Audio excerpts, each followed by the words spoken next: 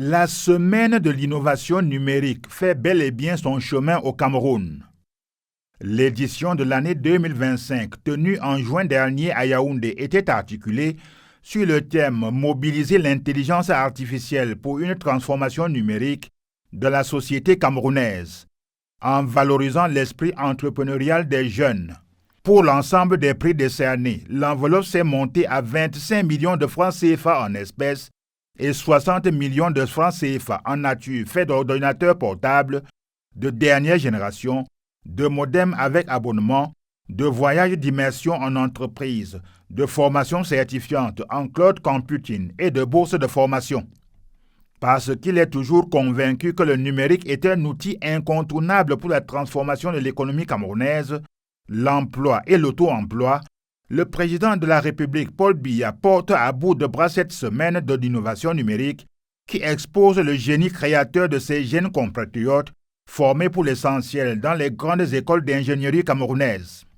Normal donc que dans la déclaration de sa candidature à la présidentielle du 12 octobre 2025,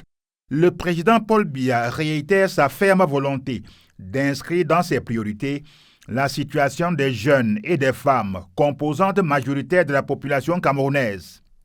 Arrivé en première position parmi les 400 porteurs de projets TIC en compétition,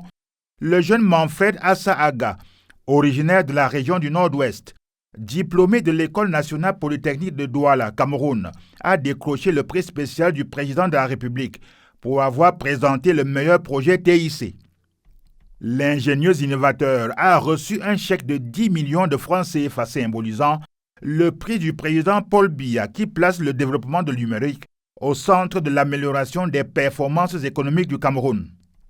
Le projet qui reçoit ainsi ce précieux soutien du chef de l'État repose sur une paire de lunettes intelligentes permettant aux aveugles de se déplacer d'un endroit à l'autre sans se heurter à un obstacle,